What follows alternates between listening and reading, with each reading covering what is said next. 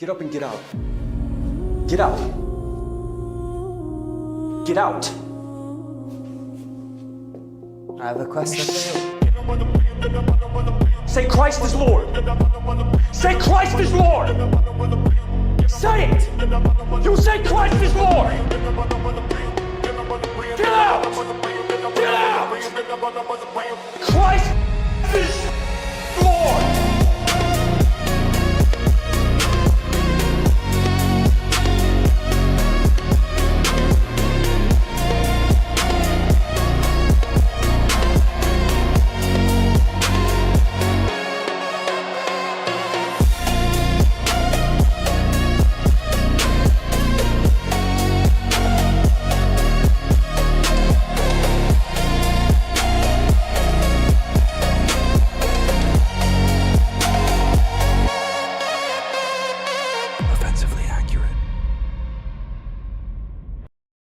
Hello and welcome in to another episode of Offensively Accurate, hosted by yours truly, Atlas Thug, aka White Boy D Voice, aka another racially ambiguous groiper, and I'm here to tell you that Jesus loves you and Christ is King. Unfortunately, alongside some pretty other terrible things. But it is good to see everybody in here. Mitchell, Hippocratic Oath, Caleb, Jason, Schmidt, Smelly Balls, Liquefier, Tix Bomber, and Nightbot. Nightbot's in here early. W. Good to see all of you guys in here today.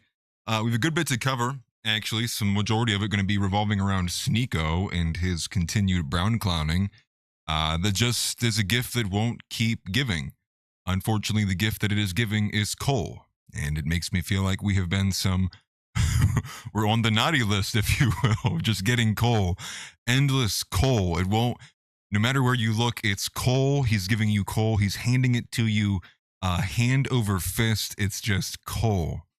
And, you know, truth be told, this has kind of went from a funny ha-ha moment to a funny not so ha-ha moment. And that is his continued provocation with what he's doing, literally calling New York, New Yorkistan in this push for this Islamic takeover. And funnily enough, he's actually been floating around with, I believe his name is Riyadh, which I think is Myron Gaines' brother. I could be wrong about that. Well, either way, they look similar, and maybe they're just because they're both black.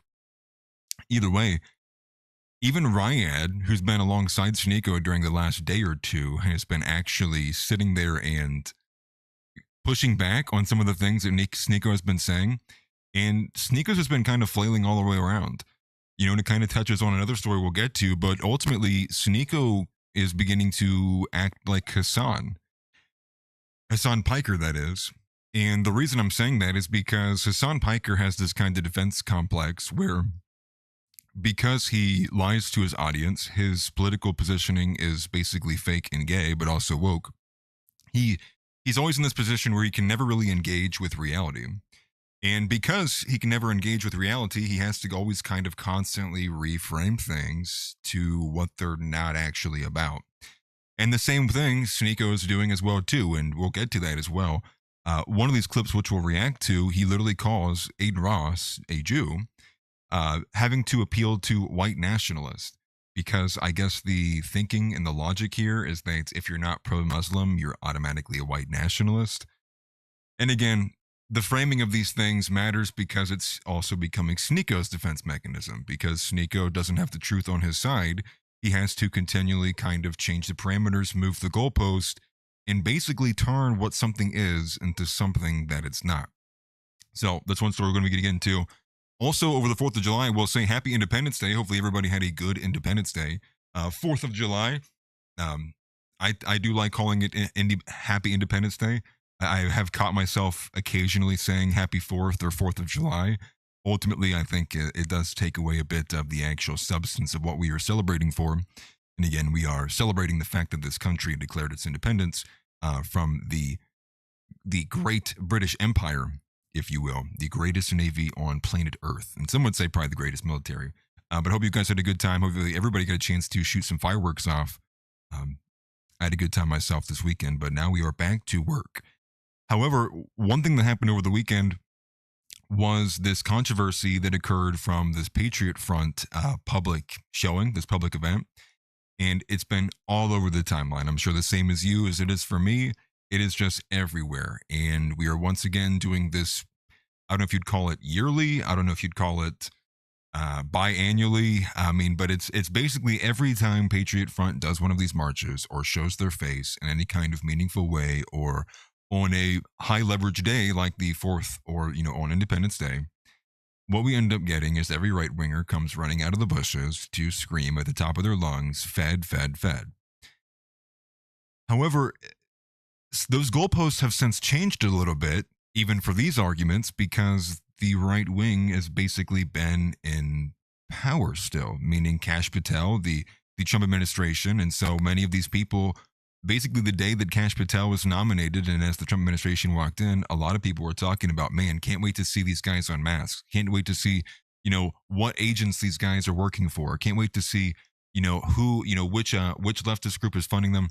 And so that's actually where things have changed, because now it looks like a lot of these right wingers, these politicos, pundits, whatever you want to call them, are now actively playing defense, now moving the goalpost to, well, now it's just a psyop. Now it's a left-wing leftist psyop, and they're being paid. And now it's that they're not less so federal agents. Now it's backing off of SPLC. That's hilarious. Yours to conquer. Mitch sent $3. Sneako. Curious how it's going to say this. Sneako. Yes, that is true. This is true. That's funny. I do appreciate the power chat, man. And we're definitely going to be getting to that. But there is this large controversy over the fact, and it's the psychological distancing. It's this. There's many reasons to explain why they are attacking Patriot Front for who and what they are. And again, this is not an endorsement of somebody. Again, I'm somebody who is critical of Patriot Front and their optics specifically. But I've been less so keen to call them feds or tag them as feds. I actually do believe that there is a lot of more organic nature to this. Perhaps maybe not the whole thing. Again, I'm only familiar with it by proxy of anecdotal evidence from somebody who actually used to be a member there. So if you were asking me, I do think that the majority of it does seem to be organic. However, I do think it is rife with many other things that could possibly be subject for criticism. But that's not really what I want to focus on today. I want to focus on the reaction of why they're talking about Patriot Front this way, and kind of explain again why it matters what they're doing, or not why it matters what they're doing, but why it matters that you understand what they are doing, and why this defense mechanism and what it exists for, and also how it wraps itself in with some of these other topics. And again, speaking of Hasan Piker, Asmongold and Hasan Piker and Destiny have been this bit of a back and forth.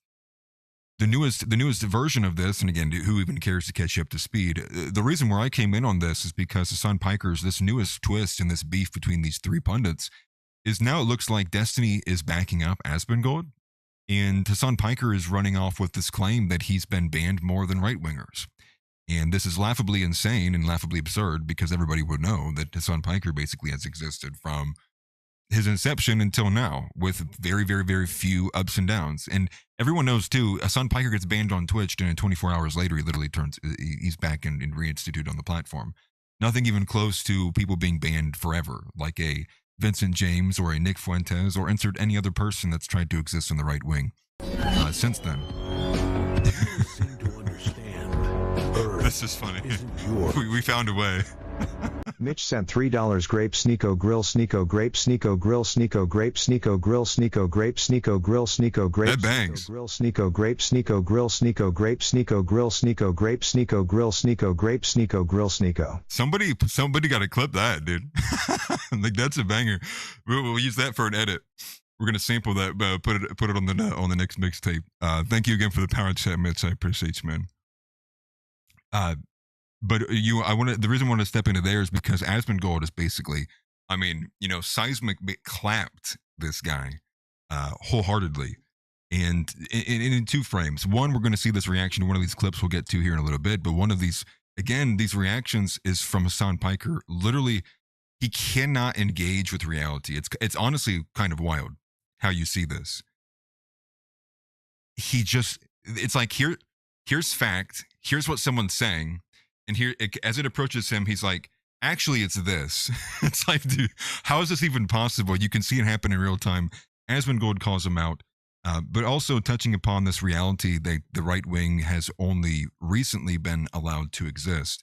And the point there, and what I want to connect it to Patriot Front too, and why these things matter and what the connections are, is again understand that like during 2020, the right wing, it wasn't even that right wingers were getting banned more. Like that's not the reality there. The reality is that the right wing literally wasn't allowed to exist. We're not talking about right wingers. We're talking about right wing thought. Things like race realism, things like, quote unquote, they call anti-Semitism, right? Or just in general criticism against Israel. These things weren't allowed, period. We're not talking about right wing guys being banned more because they're getting closer to, or they're getting more rambunctious or more obnoxious. No, not even, that's not the framing. The framing is Hasan Piker was by himself. The same thing with Tim Pool. Tim Cass, all these people who were allowed to remain on the platforms was because they, for one, weren't even right wingers in general. But their success is largely predicated on the fact that for an extended period of time, their competition, their oppositional competition, was not even allowed to exist. And not even just them in and of themselves, their branding, but their thought. Anything that would come close to those branches of thought. And even if you were somebody like a Tim Pool, you would have to do everything in your power to kind of flip on it, spin on it, dance, and do a somersault to ensure that you said the right and correct thing so that you weren't instantly banned, bopped, and eliminated off of the platform. And that's not even just YouTube. We're talking about Twitch and Instagram and TikTok. We're talking about literally all of them, literally every single one of them. And so, and there's two fronts on there, but being unable to engage in reality. And so we'll get to that after we cover some of the more featured ones. An update also too on Dan Bilzerian and Basim, I think it's Basim or Bassem Youssef. Dan Bilzerian went on with Basim Youssef to talk about Israel while he's also raising no money for his congressional campaign. And at the same time, he's publicly posting on X that, he's not, he's like, I'm not celebrating, I'm not going to celebrate Independence Day because this is an occupied country, and kind of doing it all for the one-trick pony that he has become. And honestly, kind of the antics are becoming a little bit shameful, if you will. It is kind of a sad thing to see, ultimately. I think a lot of people probably would have had a lot more hope in him, ultimately having money to wield and not wielding it at all, and really kind of turning this into a social or a political clout kind of chasing thing. Beyond there, we also have Andrew Wilson is now fully backing Nick Fuentes on Charlie Kirk. I know this is going to rub people the wrong way, but he has actually come out full force now. Another clip we'll get to later on, which I found to be a bit interesting, because again, too, it's a bit of a complexity there, because again, on one hand, I do agree with some of his overall takes on the Charlie Kirk instance. The issue does become, though, that he's actively now working, aiding and abetting TPUSA for, I'm assuming, female influencers to debate the left better.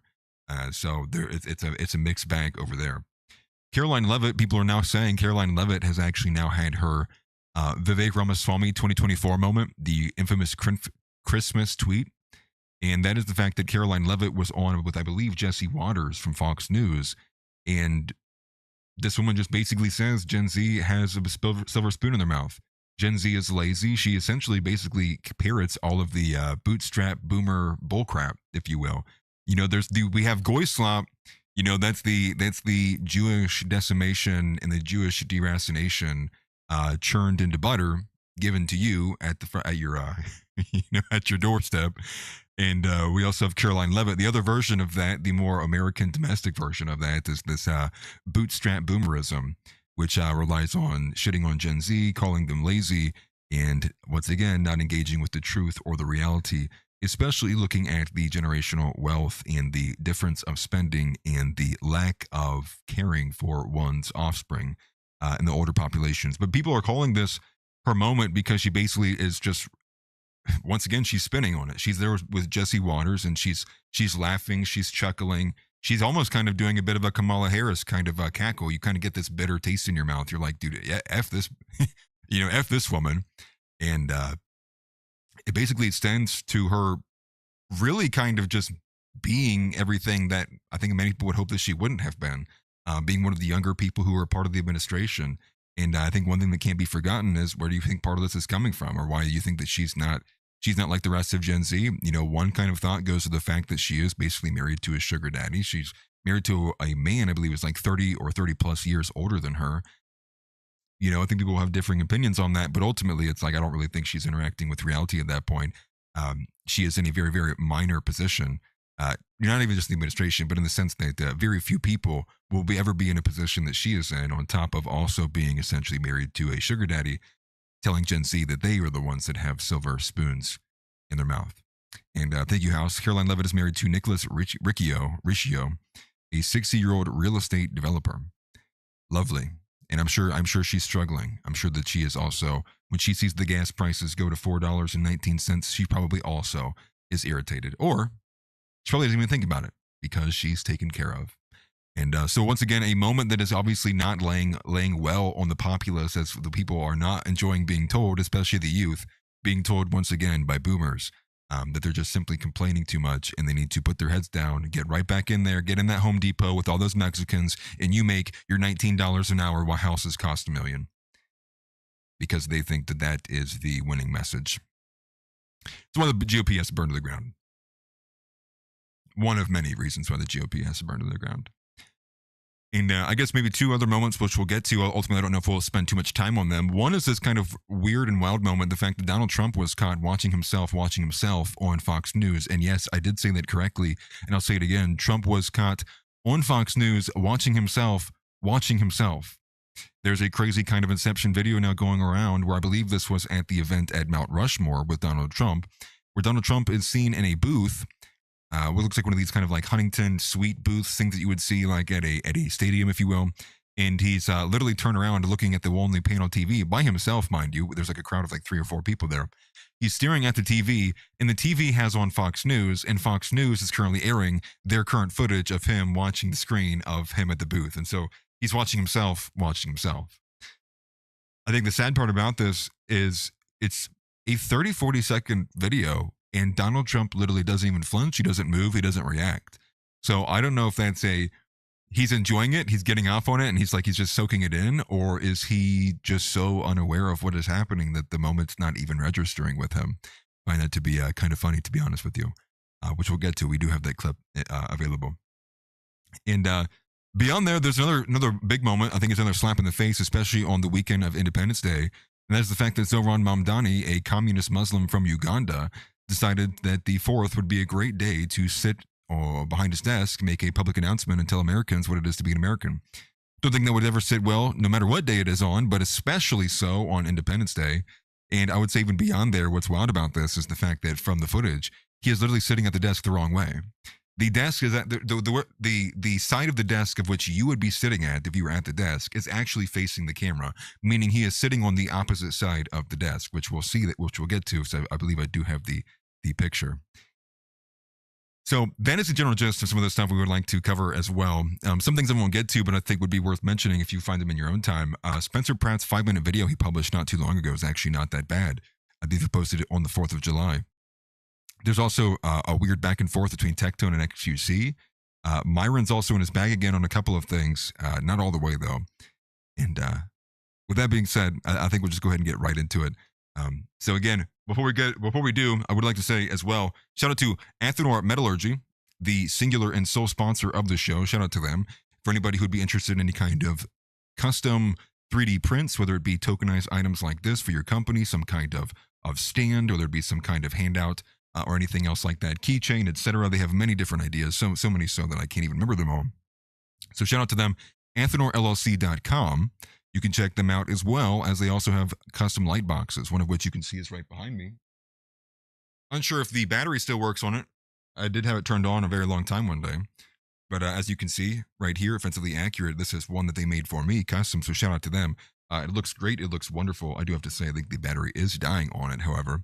But for anybody who is interested in any kind of idea like that, or would also like to support me and the show and get your own Offensively Accurate light box, you can. I will let you in on a bit of a secret, because one of the ideas that I've actually been working with and working alongside Mr. X, and I don't know if he's here in chat right now or not. He typically is, but even if he's not, one of the ideas that I didn't have moving forward to sell as an Offensively Accurate item token is I do think I'm going to start selling end passes. I do think we're going to start selling gold and platinum level end passes. And how these may look, I think is still being conceptualized, but that has been an idea of mine, long been thought. And I think, wow, what a slap in the face of any Black American. You can just say the N-word. All you need is your branded Offensively Accurate end pass. Yes, certified by me. This is a certified side secret. So we'll see how that goes. I don't know if we had to have some discussions about it, so we'll see if it gets to launch. But that has been an idea I've been wanting to get off the ground for some time. I know how perhaps maybe the difficulty logistically it will be to get everybody's hands on board with it, but we'll see how that goes. But without further ado, make sure you are smashing the like button. That does help the show tremendously. Make sure you have subscribed if you have not already, and definitely share the show. Share the show if you find it to be interesting or worthwhile. And I feel like I might be forgetting one thing. Am I forgetting something? Yes, I always forget this, actually. But also be sure to follow and leave a review on Apple and Spotify podcasts if you guys also prefer the audio version. I try to do my best to upload the shows every single day afterwards. So if you prefer to listen to the replays or you're someone who catches the replays, definitely check that out on the Apple and Spotify. Apple Podcasts and Spotify is also available there. And as you saw earlier, too, from Mitch as well, you can support the show at powerchat.live/AtlasThugged. You can send in TTS and media as well. Well, it's always TTS, but the media is attached as well, too. So any other video or anything you want to put on screen, we don't care about copyright here anymore. Okay, so with that being said, we're going to get into Sneako. We're going to get some of these clips, some of these takes I have here, because I actually have a lot to say specifically on Sneako. So let's get started. Cut straight through, offensively accurate, that's the view.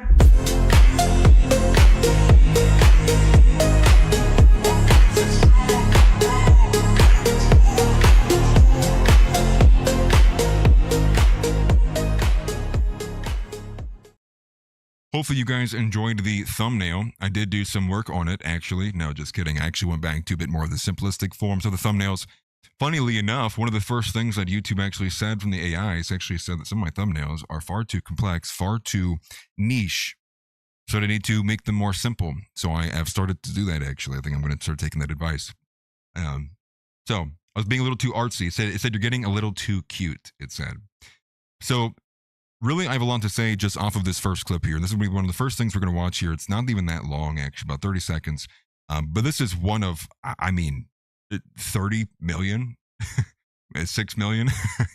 So many of these clips hit the timeline yesterday, and it's him just being a performative brown clown wholeheartedly. But specifically, the theme of them all surrounds around what this caption says here. And I'll go ahead and read it to you before I play it, but it says, I told you New York was a Muslim city, and inshallah, your city looks just like this too. Inshallah, the whole world is just like this. Islam will be on every doorstep. So here's the clip, and understand that is what he was doing basically all over the 4th of July. Hey, welcome back to Mamdani's Republic of New Yorkistan, the best city in the world. I told you New York was a Muslim city, and inshallah, your city looks just like this too. Inshallah, the whole world's just like this. Islam will be at every doorstep. Everybody will know the truth. Everybody can be Muslim. You don't need to live in falsehood anymore. Every race, every nation. Look at this portion right here, too. Look at him. Look at this. So somebody needs to get this monkey his nano. And I figured I'd be one to do it since I got up early today. I figured I'd be the one to get in the cage and go and find the 8-foot reacher so I can go drop the Nana off into the zoo exhibit. Let's just start here. First of all, he's literally just flat out wrong. Like this is not, you are in a Western country. Islam is not going to be taking over this country. The entire world is not, it's not a mosque. But the reality here is it's went from, again, haha funny to like, this actually isn't even funny anymore. It's not even brown clownery anymore. Like now you have entirely and openly are like provocating, you are an enemy now. This has crossed the line from like, you're being a brown clown, like just stop. It's like, this is cool, to this wholeheartedly is like, you are literally provoking and you are an enemy now. And let's reduce this, and go ahead and reduce this to its simplest form here as well. Especially if you're comparing this, and I'll say this too. In its simplest form, how is this any different than the Jews? How is this any different than Israel? How is this any different than the fifth column in this country?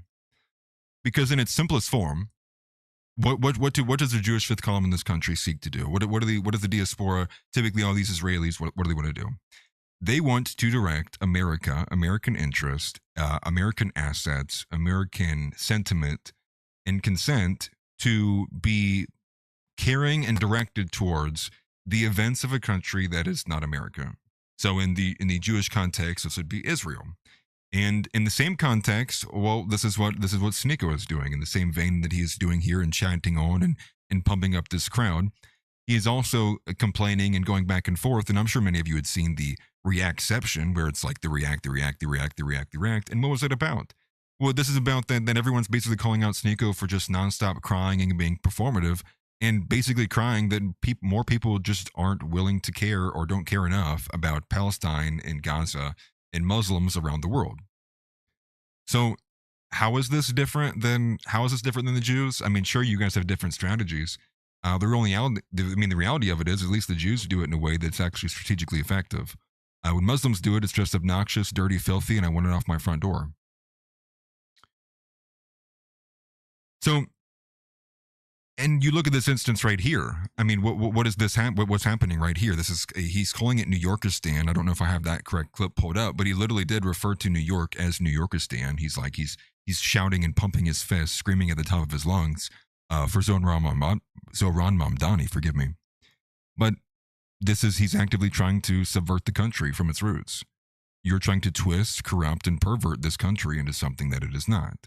This country is Western. This country is Christian. This country is white. It always has been. And if by the grace of God and by the hope, you can hope that it will be, but obviously our future seems to be pretty murky right now. At the bare minimum, we'll probably be able to stave off the Muslim takeover. Actually, it's some of the other takeovers I don't know if we'll be able to overcome.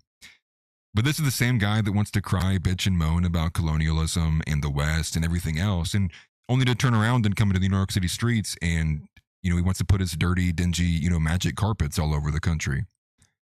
I'm failing to understand why is this any different than what the Jews do? I mean, let's just be honest about this. I'm really struggling to understand what it really is the big difference. Actually, it's literally the same thing. It is the same exact thing. But again, just more crude and more rudimentary. And what am I supposed to do with this beyond, like, you are my enemy now? If you are intentionally trying to provoke people by saying this is a Muslim takeover, we're taking over your city. Okay, well, how am I supposed to take this?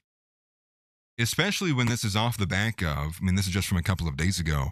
We're talking about this being off the back of the fact that he is, because of the Citizen Vigilante movie, he's calling for Muslims to arm themselves.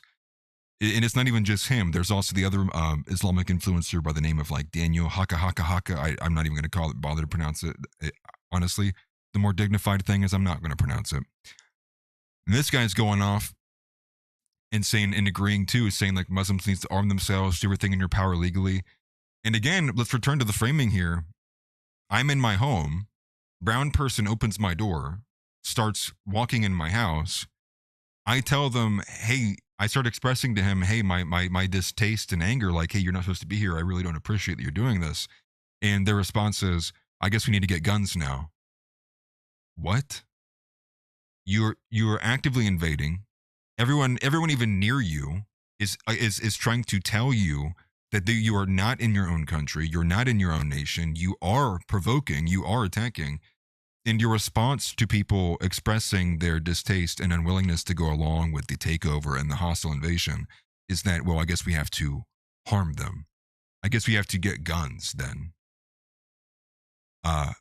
Okay, so you are an invader then.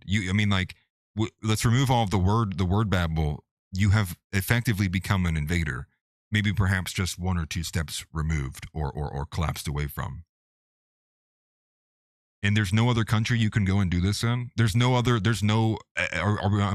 led to believe that there's no Islamic country? Where are all the other Arab nations that could be helping Palestine? Are all the Arabs just centered in Canada and the United States? Is there no other, Turkey or Saudi Arabia or Egypt or Jordan or Syria or, let's just go down the line. What are these countries doing? And the reality is like if you want to go be praying in the streets and that's what's getting you off these days is being able to shout from the top of your lungs with a bunch of other brown clowns about how much you love Allah and Islam. You're telling me you have to do it here? You have to actively come here and deroot and uproot what we believe into, and just lie about it. And then the second thing from there too is it's like you have no shame in even becoming a lolcow too, like overnight. Like full blown, you just wholeheartedly went from like, okay, like this is kind of cringe to like, okay, this is really performative to like, holy crap, dude. Like there's no way you think this is hitting. You're being called out by Aiden Ross, Asmongold, Myron Gaines, his own brother. I'm sure Myron will even call you out on this. Like who's in your corner now? Literally nobody. And perhaps maybe that's what's going on. Is this continual flailing, mad that he's just simply wrong about things, mad that he's just so stupid he can't grasp concepts, so he gets angrier and angrier. But instead of ever acknowledging the fact that perhaps he's incorrect, now he has to look to another person who'll back him up. Well, now that Nick's no longer in his corner, now that nobody else basically for the most part is in his corner, well now he's reaching into the bag of Muslims, finding somebody who will back him up here. And so it's no wonder why he's getting more obnoxious, more in your face, more just infuriating, more provocative, because what do you expect? This is the flail. This is the spiral. This is the burnout out of control. And one thing I would say even too here, like this is the problem with being mixed race too. Like forcing the infusion of cultures into one being, right? And Sneako's like what? He's like Jewish, he's Haitian, he's black, he's Muslim, he's how many other different cultures we want to put into one single person? Now, I'm somebody who, again, for a multitude of reasons, but that is one of the reasons why I am against same-sex marriage and in miscegenation. I can never pronounce it right. Attack me for it if you want. I don't care. But it is because like you are literally forcing multiple cultural ethnicities, identities into one person. And that becomes a torment. It becomes torture. And truth be told, we've actually seen a lot more of this, a lot more of these mixed people being a lot more outspoken about this, especially between the white and black community, the tug and pull that it has, the back and forth, the negative tensions that all come with that. And so here we are with Sneako, someone who's went from what was he like? He was an African American hood rat to, he's got the slashers in his eyes. He's fully adopting the red pill. To now he was a love speech, bipolar, hippy dippy, liberal, super artsy, I'm just trying to make content, man. To I guess he's returning to his roots and is now being an obnoxiously loud and just entirely wrong Muslim.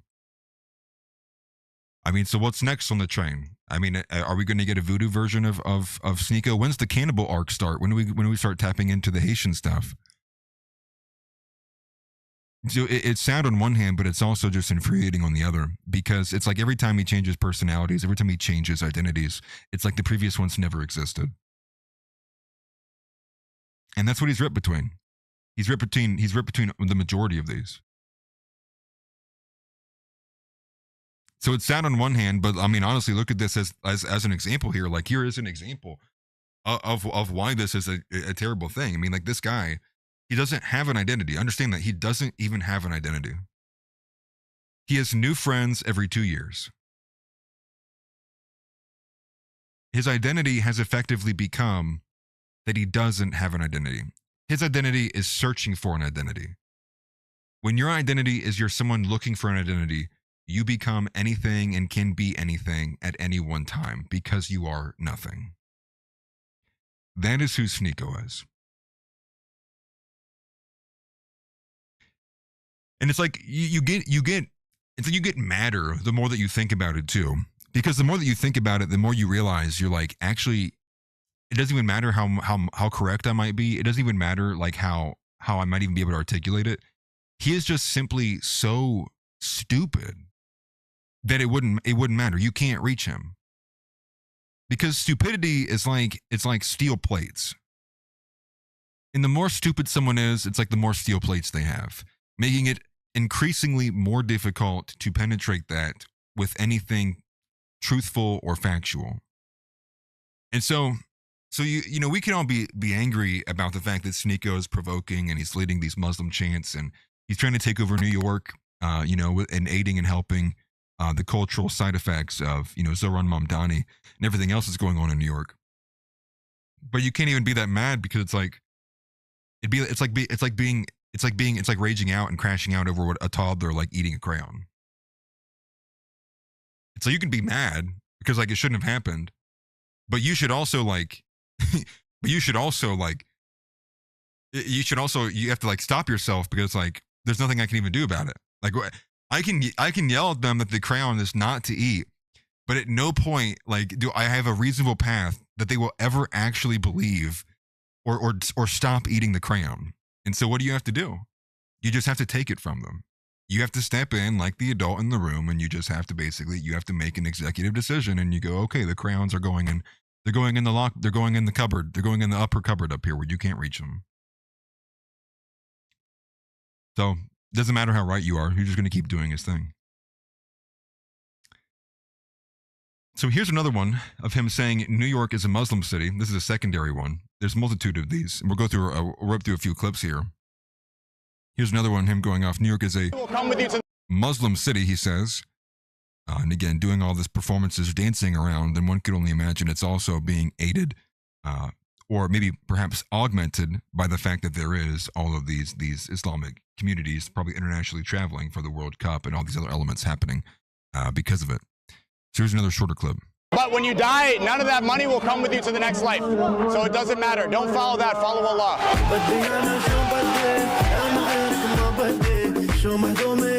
I told you New York was a Muslim city.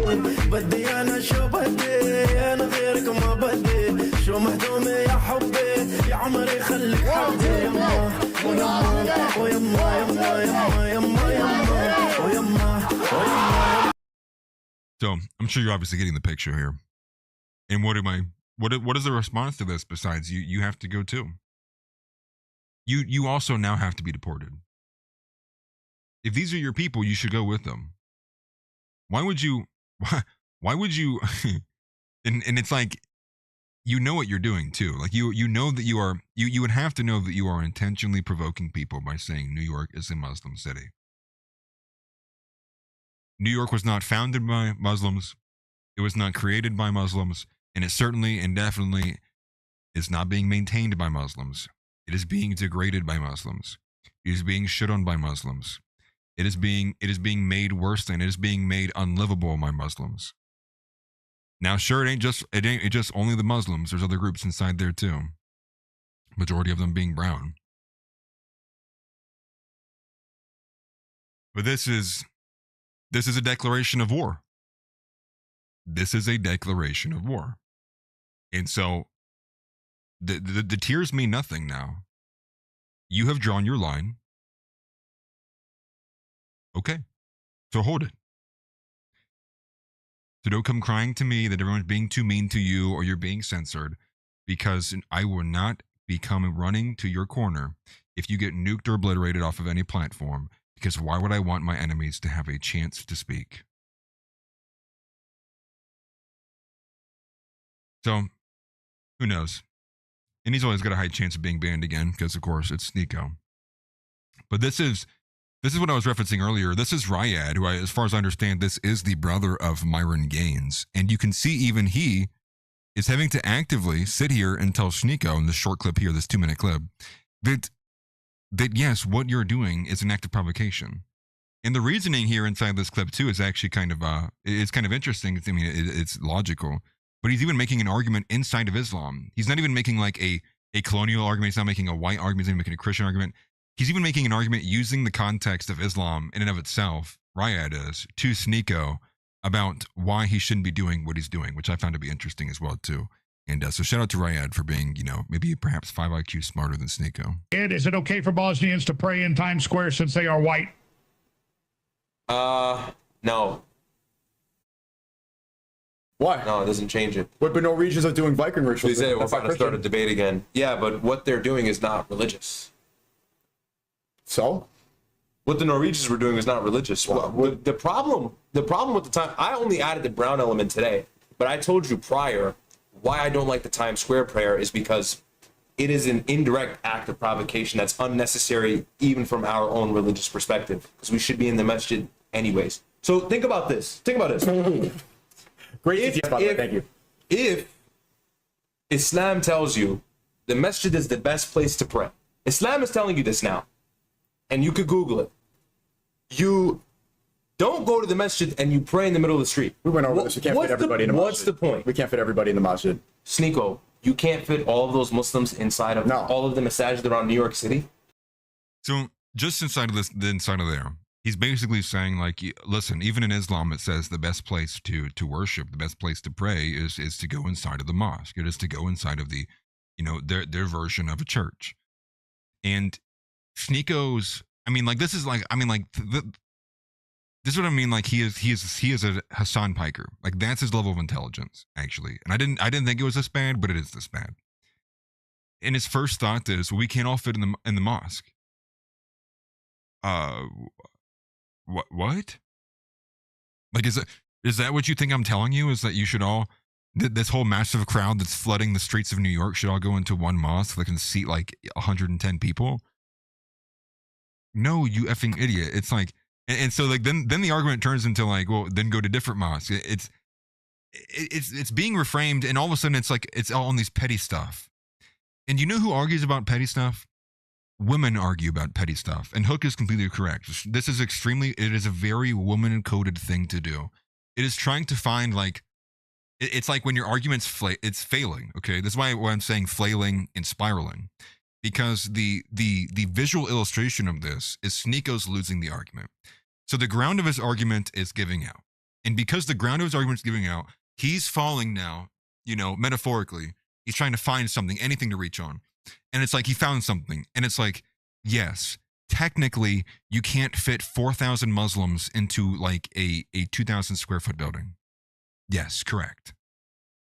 But what does that matter here? Why is that? How does that even matter in what the context of the overall framing in the general elements that are being discussed here? It doesn't. It is a reframing of what's going on because he has to find some other ground to find a win on. And therein, he is extremely similar to Hasan Piker. No, to congregate together like that, we couldn't all fit in a masjid. Go to different mosques. Why do you guys all need to be together? You guys aren't all friends. We can go outside because the whole world is a masjid. That's not true. No, the whole world is a masjid in times of necessity, so you can pray anywhere.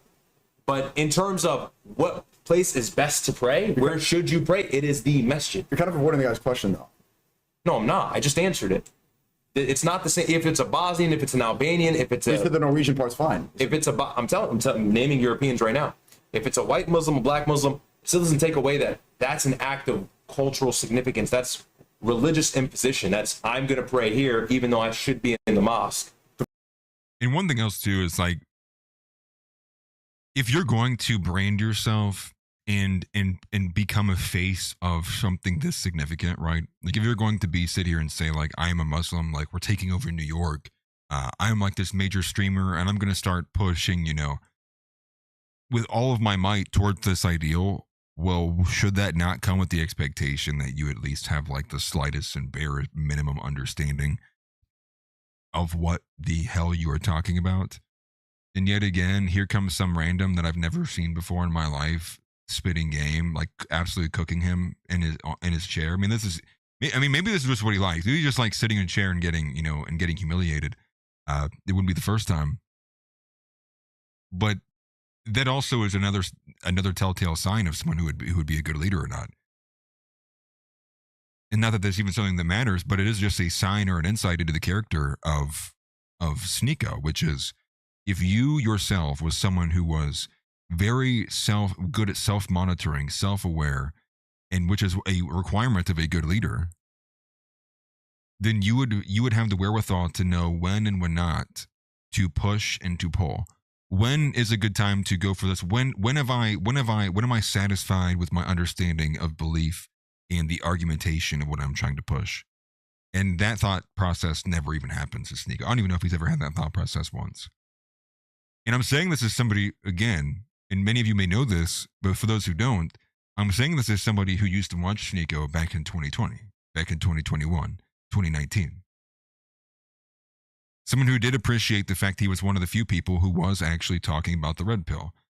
Now, obviously, I find my issues with that, but I think overall it's a net positive towards the culture of feminism and genocracy. And so it pains me to find myself here at utter odds with this imbecile, because he has just become the result of this content chasing, money grifting, identity not having spiral that what his career has become. It's sad, but I can't even feel bad anymore because you have literally made yourself an enemy of me, my people, and our culture. And now I have only one words to you. It is repent and turn to Jesus Christ. There's nothing else for him to do anymore at this point. And if you can't do that, then I want nothing to do with him. Vikings It's were pagans. unnecessary. The Vikings were pagans. And I said earlier that what's that to do with anything? Because the rule thing, you could associate that with their But culture, their religion. praying and prostrating on the ground is closely more religious and a religious symbol than rowing. Nigga, what? Like that's what I'm saying. It's more significant in and of itself. There's nuance in it. That's funny. But praying as a mass group. By the way, most Muslims are not white. Most Muslims are not white. They're Asian. But The question was about Bosnians. praying in it. I know what I'm saying. That question is fringe. Exceptions don't make the majority. Or exceptions don't make the rule. We're talking about a majority of situations, majority of But Muslims. that's why he's are not asking you a white. specific question. I answered the question. Okay. I answered You know, one thought that I had too, I do agree with you. I caught a bit more of just this clip of Riot. I was listening to some of the other stuff that Riot had been saying. And let me just say this before anyone else with the thought process. If we could genetically, how do I say this? It's not going to be overtly offensive. If we could find a way to, like, I guess maybe contain and isolate the genetic genome behind Ryad, I would be okay with that version of black people. Actually, I wouldn't be okay with the Muslim part, but sure, go have your mosque over there and leave us alone. But like, honestly, like I would, if every black guy I ran into is either Ryad or Myron Gaines, like I don't know if I'd really have that many issues with the black people. You know what I mean? So if we can do that, if someone, I'm just throwing the idea out there. I'm not looking for any credit, maybe kind of, but no, like if we could isolate whatever their genetic makeup is, okay, these black Americans are fine. All others, no. All others, no. They must go. Do not want that. Yeah, turn all of the blacks into Ryad. If we can get that campaign started, it might be worth our time. Funny, but actually also kind of serious there too. And it wasn't just limited. It wasn't just limited to this brown clown. What you also had over the weekend was on Independence Day, literally. It was what's his name? I always forget his name. It's like Haz al-Din and Jackson Hinkle are like literally in Iran or some other Arab country, literally being water boys. I mean, like think about how humiliating that is. Like they literally flew across the country. They paid money to go across the world to go to these Islamic nations, put on foreign garbs, and they took the magic carpet rides. They rubbed the bottle. They talked to the genies, and they're wrapping themselves in ISIS and everything else. Who even knows what's written on these things? Lord have mercy, and don't even tell me. I don't want to know. The more dignified thing is I don't even know. That culture is beneath me, actually. Being water boys for a bunch of Muslim celebrations on the day that on our Independence Day. I mean, like, you are traitors. You are traitors. If I was in power, that would stand to reason. That would be the equivalent of someone renouncing their citizenship. You are done here. Stay there. You love it so much, stay there. Never come back. Oh, you have family here? Good. Well, you're basically deceased in our books. They can join you, or you can figure it out. Traitors, dude. Like, and they're passing around like these weird water bottles, looking like the biggest idiots on the planet. these two 5'4" manlets who are in the middle of an Arab nation surrounded. And again, like it can't be missed, like surrounded by magic carpets. I don't know what the hell it is with the magic carpets over there. All of them got these weird writings and embellishments on them. Everybody's trying to, kneeling on them as if they're going to take off like they're in the, the Derby, Kentucky Derby or whatever. But it's just like, fuck you. Like, it's just like, you just look at this and you go like, fuck you, dude. Like, I don't have any other, like, I don't even know what the response is to something like that. On Independence too, like not only is it a big enough, you're flipping me the bird, it's like you're spitting on me too. And I'm sorry, it's in the same vein. Like, you are an enemy, dude. You are an absolute enemy. We want no part of this at all. And it wasn't just limited to those two as well. We have another one here. It's from Sonny Faz, someone who I'm actually less familiar with, but I do find equally as annoying from what I've seen. And you can find this here. So he's quoting this Nick clip. So for those who might have missed it, Nick did end up covering one of these Sneako responses, one of these like inceptions on a stream. And it's Nick giving his kind of takedown of Sneako, who's like crying about white people not caring enough about Palestine. So just miss me with that. Don't care. But the caption here from Sonny Faz, and no joke, this is, and I'm going to read this. He finds this, I don't know if this is meant to be rage bait or what. He says, I've never met a Muslim that hates Christians. Only the other way around. And you just go, you just, I don't know whether to laugh or to like be angry. So I think, honestly, I think it's just like, I guess we'll just laugh. Because like, what the fuck are you talking about? Excuse me?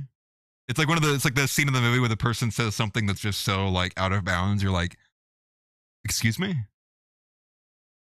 You're doing like the white person face. Excuse me? Like surely you didn't just say that to me. Like surely those words didn't leave your mouth. Go again? Say that again? Surely I did not just hear that.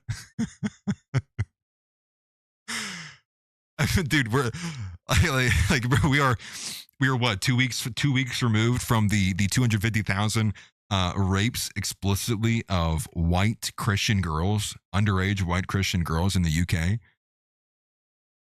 6% of the country, all Pakistanis. You don't seem to understand. Earth isn't yours to conquer. W Power Champ. At Groipgongflex sent $0 on the Muslims are constantly trying to snipe and provoke when they aren't trying to co-opt patriotic. They all seem to argue in bad faith.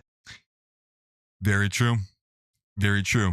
And that's why it is an exception when you see somebody like a Ryad, when you see somebody like a Myron Gaines. It's you don't very often get someone who's willing to be honest with you all the way around.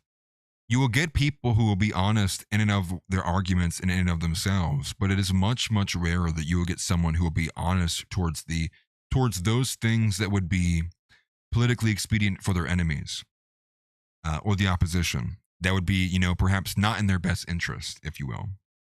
And this is, typically seen as engaging with hypotheticals. Many people, a lot of times when you try to engage with the hypothetical, people are like raging and freaking out and seething because they can't separate someone talking about something and them also not endorsing it. It's like, I can talk about something and it not be an endorsement of said thing. For a lot of people, they can't do that. And so, yeah, Ryad's a rare exception to that. And I'm sure many of you guys have seen more than just Sneako, but random other Muslims on the street that are being exceptionally obnoxious, aggressive, trying to provoke. I mean, basically trying to get a rise or a reaction out of people, doing it extremely publicly. And so, I think even inside that, you question, is that a belief, or is, or are they just trying to get some political clout, some social clout for doing this? I would even just say too, in general, I like Muslims and Jews are just like, we just need to not even be engaging with them as if like they have no rightful claim to be here in any way, shape, or form. Sure, they can be, perhaps at this moment in time, we can compromise on them being here in like their physical location. But in terms of their exposure, their influence, their ability to leverage their beliefs in their ideological systems, we go, no, that ends completely. We don't. This is America. Hey, this is America. We don't do that here. That's fine. That's funny. That's cute. Go back inside and do that, or I'll have you arrested. Oh, that's awesome. You have a yarmulke? That's awesome. Take it off, or we're gonna arrest you. Oh, what's that? Is that a soccer scarf? Oh no, no, it's praising Allah. That's lovely. I'm great that you knitted that. Take that back inside, or we're gonna burn it down. We don't do that here. This is America. And obviously, that being done from the state, obviously that being done in a legal manner from the state, being done by law enforcement, obviously, not that is no way, shape, or form meant to be an encouragement for anybody to do anything, especially now this day and age. You know which side of the aisle the judge will rule. And you better pray to the Lord on high if you get a female judge. But I mean, never met a Muslim that hates Christians. Is just, yeah, just lie. Just sit there and lie. Just sit there and lie. It's not even mad about the lie. It's like, imagine saying this again 2 weeks removed from the grooming gang reports to the tune of 250,000 rapes. It wasn't just 250,000 rapes. I mean, that's already an insane thing to talk about. We're talking about the fact that they were explicitly targeting white and Christian girls. Now, you might not get the news about that. Then there's another story. I might cover this in video format tomorrow. But there is now another push in the UK. They're heavily restricting and trying to censor YouTube, and specifically trying to force feed people to things like the BBC and other United Kingdom outlets, other European outlets that are more official. We're back to the misinformation bullshit again. So far, it seems to be really only in the UK, but Lord knows how quickly that may change, and we might start seeing that in the United States once again, as we were already just less than 4, 5, 6, 7 years ago. And it's just and for these other two guys, it's like, again, like for Haas and Jackson Hinkle, like I would, if the only thing that I ever did with my life from this day forward was find a way to revoke their citizenship, I would die a happy man. I would be satisfied that I did something productive with my life. If you love it so much, stay the F there and just never come back. One of the last things I'll play about this is to show you again Sneako's inability, before we move on to some of the Patriot Front controversy, is again this inability from Sneako to actually engage with Sneako. No one's forgetting Sneako. Sneako's going first. He can lead the charge of the vote. We can put him in front, and maybe he can fish for some nanas while we're getting close to the shore. Nana. So, but again, moving on to this clip from the Aiden Ross clip, it is just for one, the claim in and of itself is just absurd. But not only is the claim absurd, it's the extenuating context of the clip where you find that he is just unable to grasp reality. Like he has to change and deflect the framing of what is being discussed, because he simply can't engage with the facts, reality, what things are. So without further ado, here is this one, and this is revolving around Aiden Ross's take, and I believe it was Aiden Ross agreeing with Asmongold specifically, or maybe it was Destiny, I can't remember, but here it is. There's Christians, there's Jews. I'm saying that it's the language that got. There's Hindu. But you know what's so funny about this is like it was intended in the way you did it. Look at Aiden's face here when he's watching the clip. Islam will be in every household. He is like, as a content creator, he's like, this is banger. This is what he's thinking right now. And then he's like, I need to say this because Aiden wants to appeal to the white nationalists. He wants their approval. He wants the Christians to 1.4 million views. Oh shit. It has like 3 million now. But wow. Look at it right here. He's not like, oh my God, no. He's like, this is good content. White nationalists. What? White nationalists? What? When the heckin'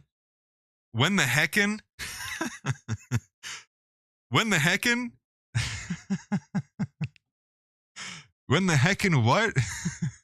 Who the heckin'? Yeah, all my groypers be watching Aiden Ross. Yeah, dude. All my white nationalists watching Aiden Ross, dude. All my white nationalists be getting they political takes. They be getting they political takes listening to Aiden Ross on a speakerphone. Dude, what the hecky? Like, what? Like, where did this even come from, dude? Like he sees like what? He just go like, dude, Aiden Ross is Jewish. Like, bro, like Aiden Ross like didn't even know if he believed in Jesus Christ at one point, dude. Like, come on. But he's doing this because, again, what he's saying is that Aiden Ross's distaste and reaction to Sneako isn't organic. Okay, that's the first thing. So the first thing he's basically claiming is that he's reacting like this because he's trying to put a front on for his audience. And the second thing from there is that his audience he's appealing to from this deflection, from this performance, is the white nationalists who watch him.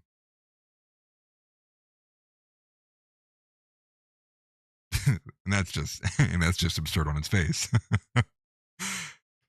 Because in Sneako's head, anybody, if you don't like Islam, if you don't see this and you're not rah, like you're not getting up and out of off your couch going, yeah, you New Yorkistan, you're a white nationalist, because that's the only group of people who wouldn't want to love and see Muslims taking over their city. That is legitimately the mindset of Sneako. He thinks that if you don't love seeing his content and all these Muslims in New York, then you must be a white nationalist. Then it must be that you're trying to appeal to a bunch of Christians. There's no middle ground. You either love Muslims or you're a white nationalist. That's the worldview of Sneako. And that's what I meant earlier by him being simply unable to engage in reality. It has to be something it's not. He knows what I'm doing. And then he goes into the... And then he grips. Bro got disgusted. And then he grips. It's fake. Bro got disgusted. Fake. He's saying what he thinks he has to say to appeal to the crowd that he thinks is the majority of his audience. I know Aiden, bro. I know exactly what he was thinking. No, I was talking about Libiano and... Again, the majority of his audience. Raise your hand if you think that majority of Aiden Ross's audience is fucking white nationalist. No, put your hand down, you fucking retard. There's not a single white nationalist worth his weight that watches Aiden Ross.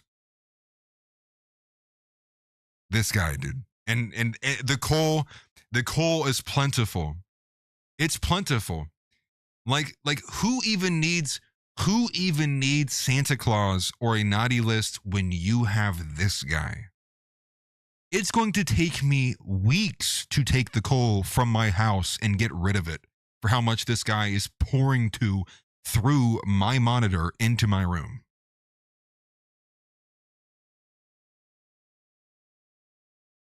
On one hand, I pity the guy because he's a product of circumstance of being a bajillion different cultures fused into one. You know, they talk about Nick being like an IVF creation. Dude, this kid is this is like a mutated disease that someone left in a swamp for 4,000 years and then pulled out and wanted to figure out where it came from. It's like, I'm sorry, dude. There's actually 19 different life forms in this thing. And on the other hand, I'm just sick and tired of it. I'm sick and tired of the dumb Muslims. I'm sick and tired of the manipulative one. I'm sick and tired of all of them. And I'm sick and tired of them shouting and screaming, Inshallah and Allah and Allahu Akbar and all this other bullshit. I'm sick of seeing anything written not in English. And I'm sick of this stupid effing grift, especially when it's coming at the aid and the same time and the assistance of somebody like Zoran Mamdani, who's currently taking over New York too. So that's our daily dose of Sneako. Hopefully that was enough to give him his nana. Although at this point it would be a world. Oh, the chat froze. I didn't realize that. It would be a national. You would be considered a national hero if you were the one to give Sneako his nana. Like they will remember you in the history books. We read it in American history. You know, they go to chapter 10 in American history, in the year of the American Empire, and they go, he will be remembered forever. He was the man who gave Sneako his name. And the good and greatness of that can come from that is just can't be missed. Hopefully the chat's working now. I did reconnect it. It might take a second though for it to catch up. The power chat's always going to be an annoying thing. And because of that, it might not link up here.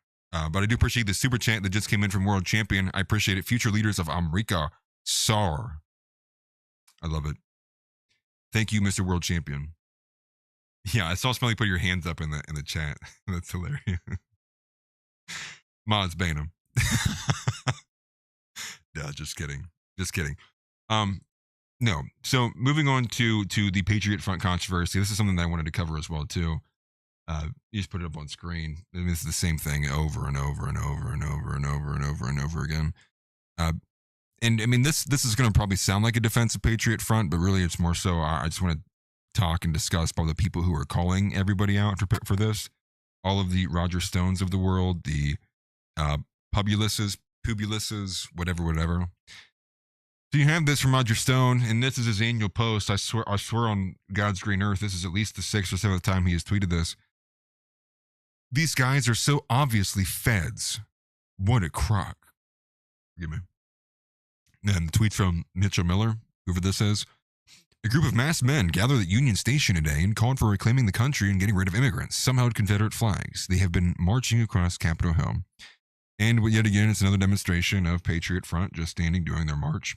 I forget specifically what event they were at, unless it was just one of their own annual marches there at the Capitol Hill, regardless. Independence Day, a lot of stuff's going on DC. They're feds. But not just that they're feds. I wish I had the other one.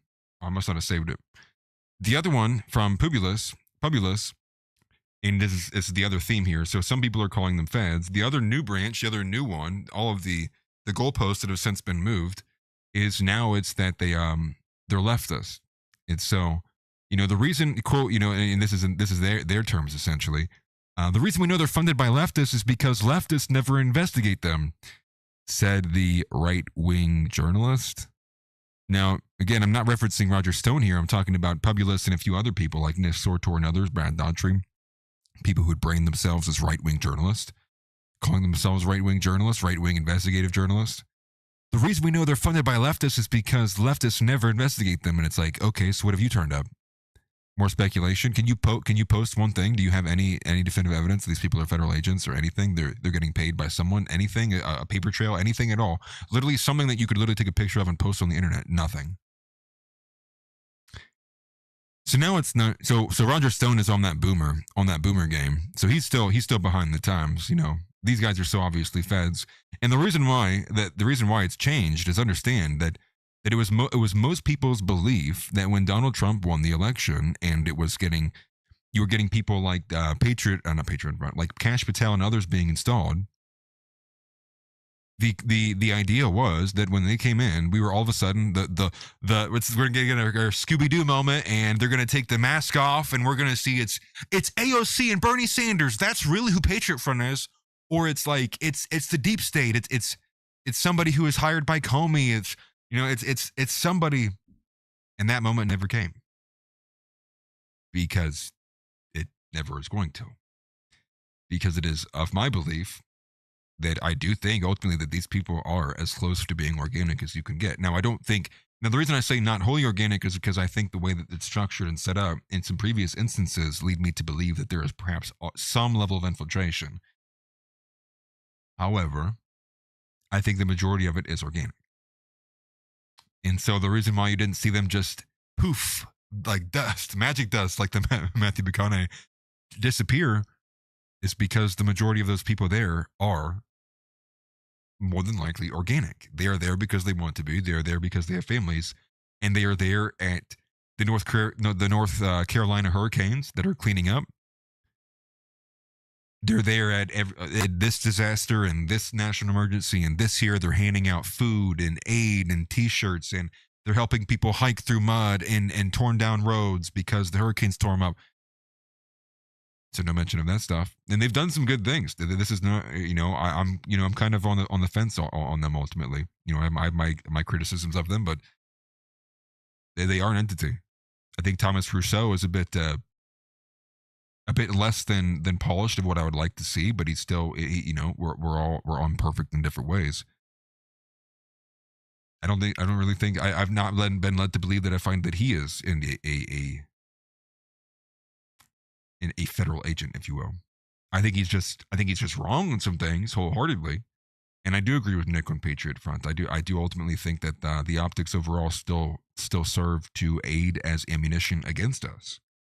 And I agree with his overall take. I don't know why they can't be everything that they are just without these military presence. Because again, that's what people are reacting to. Now they maybe are wielding this and continually doing it because it's the only way they really get any kind of play, they get any kind of clout. Because when they're doing all this aid for the hurricanes and they're helping everywhere else, most people wouldn't even know that they do that. Because no one, Roger Stone and every other right winger, isn't rushing to the timeline to post these videos of them.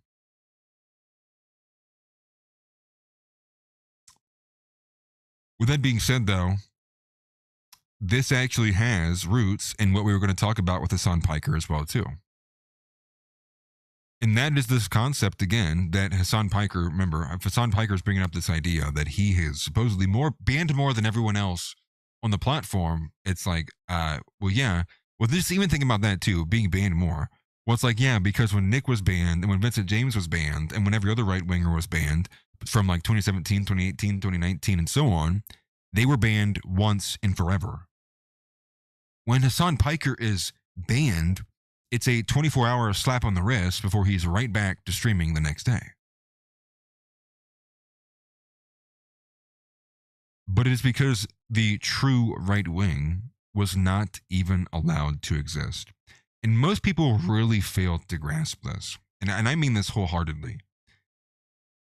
Through the majority of most people's lifetimes, under the people who are 30 years old and younger, you don't even know what the right wing is because it's not even been allowed to exist in the majority of your lifetime. And even still today, it barely exists except for niche spaces, and people in the right wing are still doing things to kind of hide their power level. Understand, Earth isn't yours to conquer.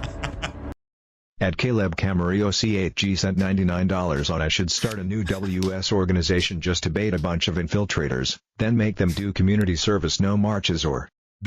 Dude, bro, like that's actually hilarious. You're gonna make like a super, super cathartic white power organization, and then you don't actually plan to do anything. You just make the feds clean up communities. It's like how you actually make the government do work. We're psyoping the psyop. That's actually hilarious. That's a great idea, actually. We need to more of that, please. I'll take 10 more of that, sir. I needed 2 of them yesterday. That's good. That's good. I love that. That's great. And thank you for the super chat, by the way, too. I appreciate it, brother. But the point, that aside, the point being, though, still remains, which is this is why the optics cucking is so relevant. This is why the slow walk to the ideals, the slow pacing, the essentially kind of like leading a water to a well tactic. You don't seem to understand.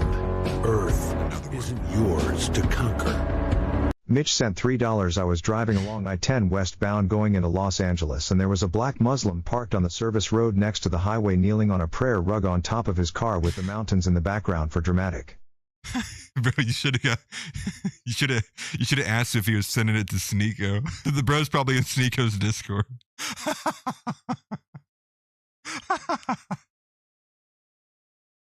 He's like, maybe Sneako will react to me.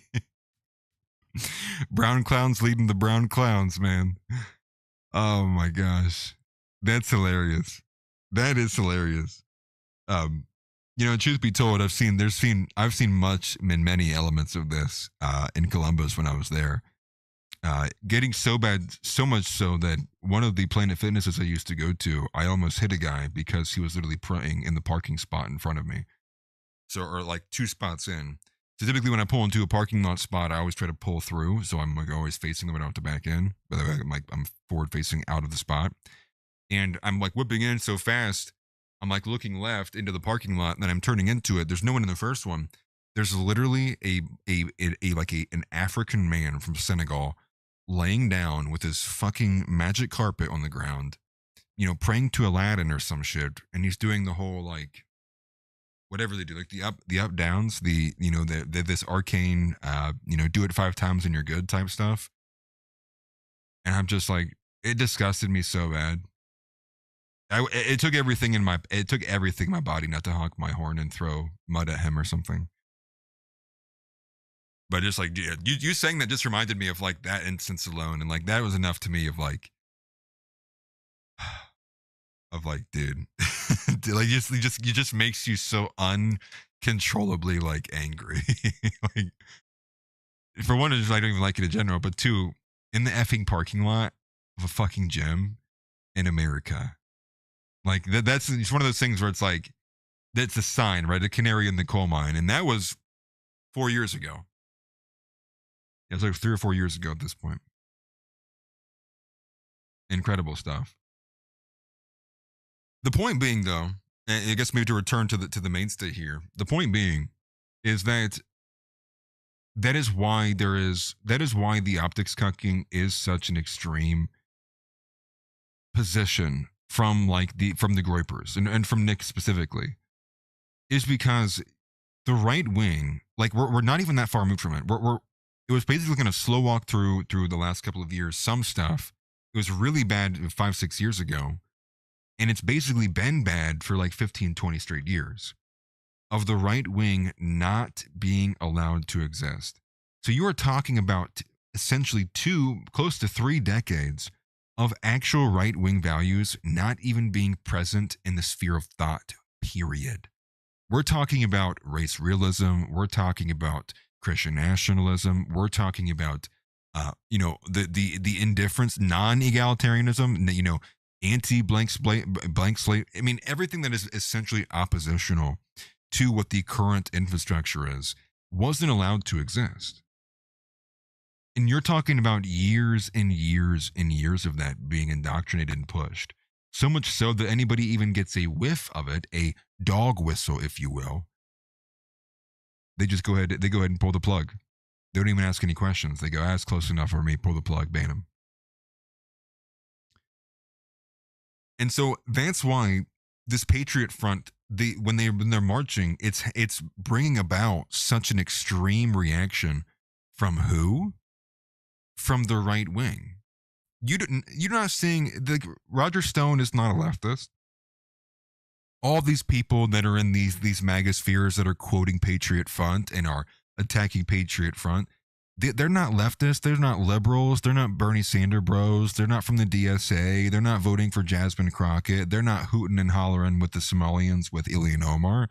These people are right wingers, quote unquote. And that doesn't mean anything because they're actually not right wingers. Roger Stone is not a right winger. Donald Trump is not a right winger. The Trump administration is not a right-wing administration. They are just the furthest to the right a liberal is allowed to go. So that's why when you see all of these reactions from these people, it is in combination and in tandem, and it's 2-part. For one, the general reaction from most people is kind of like, they don't really know what to do with it. They're kind of like, is this fad? Part of this is because for being browbeaten for the federal agents for so long. Some of this is like, are they fads? What is this? Like, because it's new. It's fresh on the scene. It's like, you don't typically see this, right? This is like kind of foreign in the sense of it's unusual to the status quo, right? And maybe it's more basic sense. And for Roger Stone and all the other, MAGA Trump bros, this is they have to psychologically distance themselves from this. That's why they have to come out in here and go. They have to go. Well, these guys are feds. You know, these guys aren't real right wingers. It must be fake because, quote, real people don't organize like that. So, in the most basic sense, it's an attempt to delegitimize what and who they are.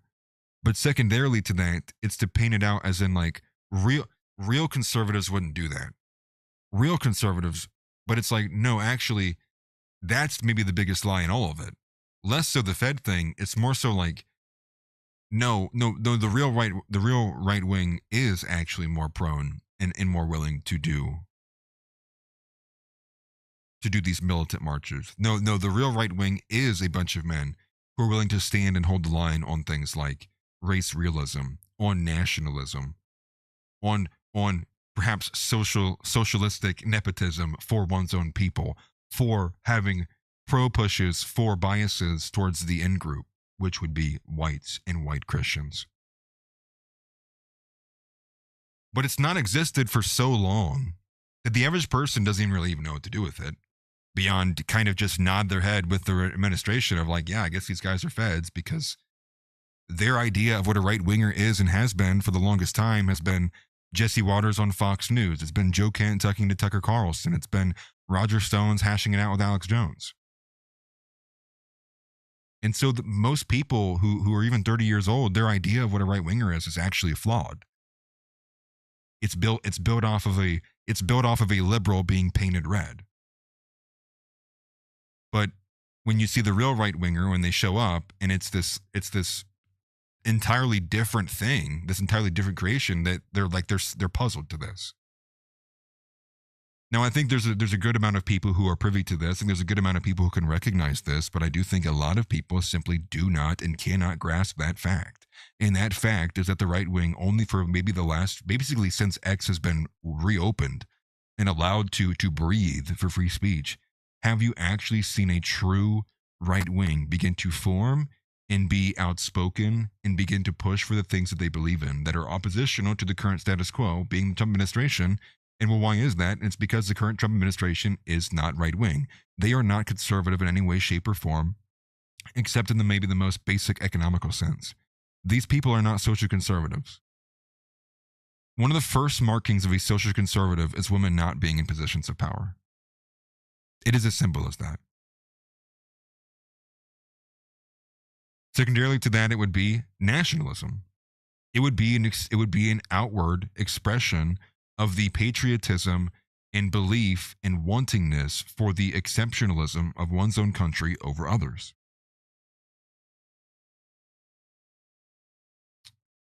It would be truly fascistic. A true right-wing government would not care what the courts were ruled against them in terms of their border policy. A true right-wing government would not need to be asked and begged and pleaded with by its own constituency time and time again for mass deportations to be occurring, especially when they already voted for it.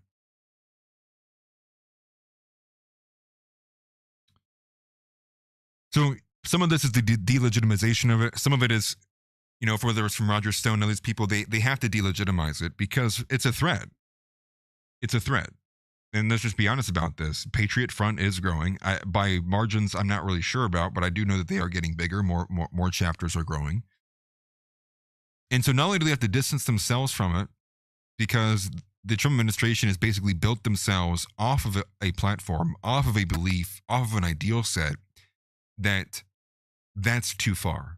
What Patriot Front is doing is actually too far, and it's racist.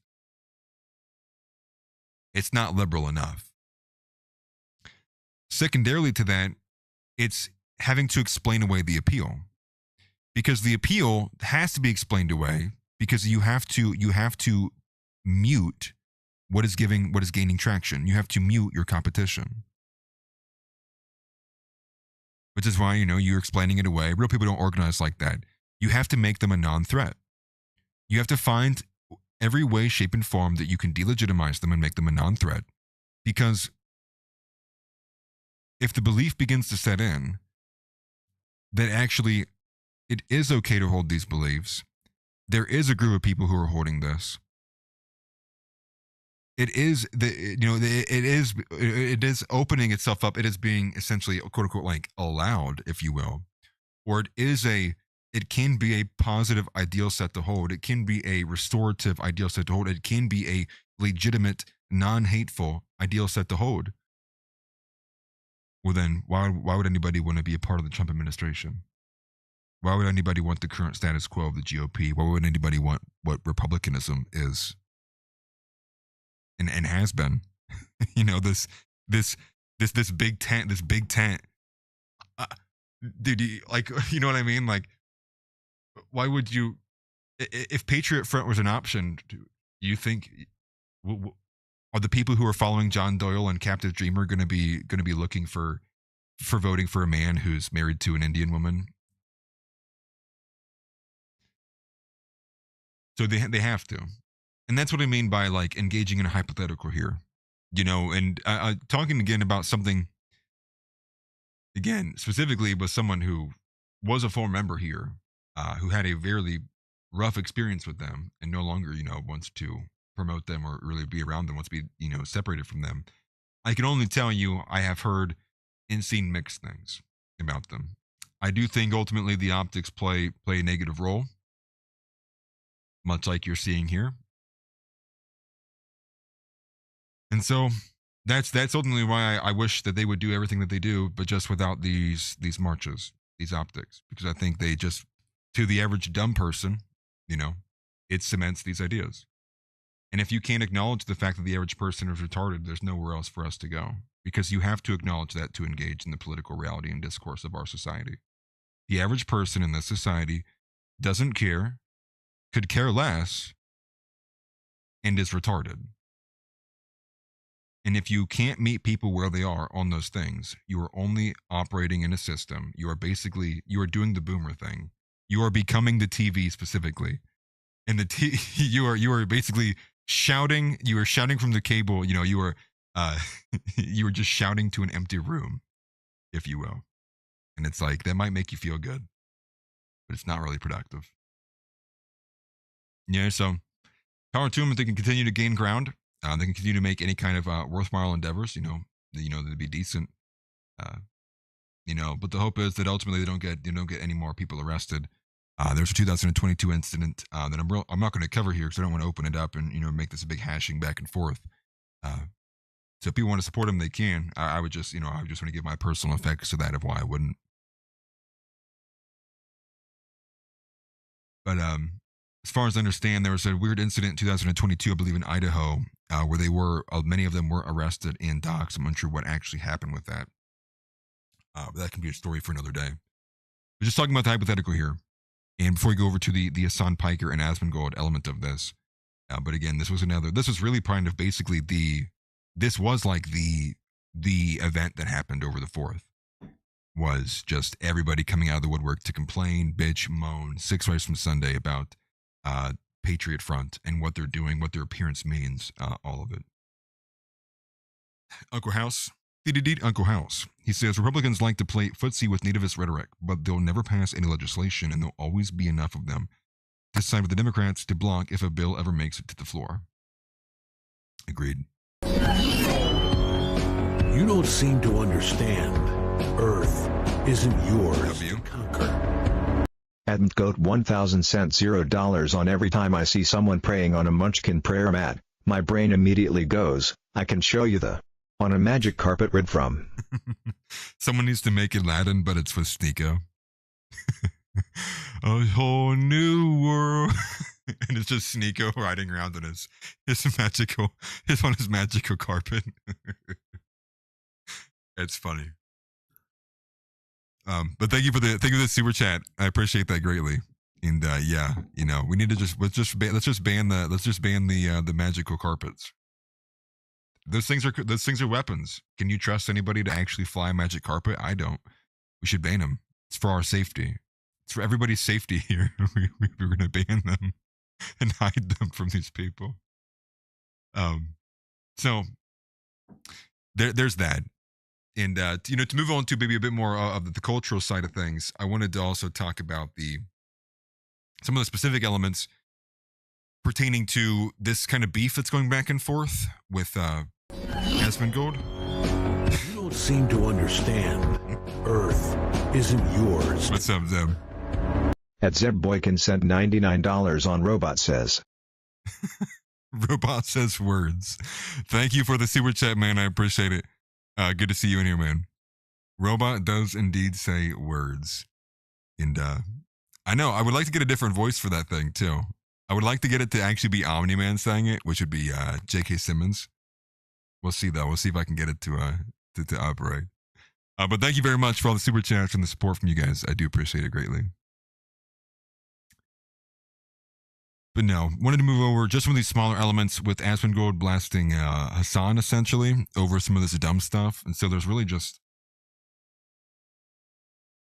I think it's this. Is it this one? It might be this clip here. I have two different ones. I think it's the same one. This is one of the first ones. We're not going to watch this one because we just need to watch the second one. That has all the juice in it, if you will. The juice. Juice. The juice. Anyways, so Asmongold pushes back on Hasan's claims of getting banned far more than his right-wing counterparts in the past on Twitch. Quote, you didn't have any right-wing counterparts. You had a completely closed ecosystem that was manufactured on purpose to insulate you from anybody who disagreed with you. And that is the truth. That is the truth. Asmongold reacting to Hasan Piker saying, you know, we're getting banned far more. And we've talked about this a couple of times on stream now. No need to rehash it wholeheartedly. But he's just unwilling to simply accept that reality. But that is a reality. And that is a reality that extends not only just to this streamer internet drama, but it is a reality that actually holds heavy weight in reference to a lot of what is going on in our political ecosystem today. And why things are so, not only things are just effed, but everyone's missing, and everyone's missing wide left. And why are people missing wide left? Well, it's because for the longest time, their sites were adjusted. You know, this is a metaphor, but their sites were adjusted essentially, 200 clicks east, 200 clicks west, when it should have been much more center. And why? And that's because the right wing, there was no Overton window. It was center and left. So people in the middle are looking at the center right and the center lefters as the right wing, when in reality, the right wing was basically cleaved from the system entirely and essentially told, if you hold these beliefs, you're not welcome in our society. Thus, they were basically and utterly hushed. So we have this one here. This is the other clip here. This is the main kind of beef one here. And this is really where Hasan Piker just simply cannot engage in reality. So we'll go ahead and play this. Here it is. Doing that. Yeah, no, yeah. I'm not actually doing that at all. Well, then why are people making videos talking about your fan bases, harassing them all the time? I mean, I feel like that's kind of interesting, right? Also, fuck every single streamer who collaborates with this abusive piece of shit who's too fucking scared or too obsessed with their own clout to ever call him out for. So I'll back it up for just a few seconds.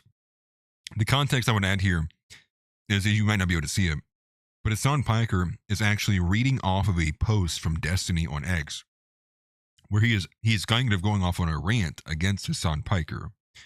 So this is Asmongold reacting to Hasan, reacting and reading the post from Destiny going at Hasan Piker that also ropes in Asmongold and XQC. So I'll just back that up a little bit, maybe for those to get the context there. I mean, I feel like that's kind of interesting, right? Also, fuck every single streamer who collaborates with this abusive piece of shit who's too fucking scared or too obsessed with their own clout to ever call him out for it. Besides at XQC and at Asmongold, yeah, you definitely sound normal with this rant. You know, I definitely come across as like the deranged person here, I think. I don't think he cares. I don't think he cares about what you think or what your audience thinks of him. Why would he care what you think? Always loses to Asmongold in their. So that first portion, it's just now moved to another clip that he's reacting to. In that first one, Hasan is basically being called out by Destiny as being like an abuser, which I kind of find to be gay. Just kind of gay language, but again. And the reason he's saying that, and the reason why Asmongold even says in the beginning, he's like, so why am I hearing all these complaints about people from their audience having you send your followers to come harass them? Well, that's because that's one of the contexts they're talking about, which Hasan Piker has consistently done that. You know, and Hasan Piker whistles and signals towards like assassination and extra political violence all the time. He signals towards extracurricular activity all the time. And he's just trying to deny it. And it's just laughing on his face. This next portion and the rest of what you're going to see in this clip is him failing to engage in reality.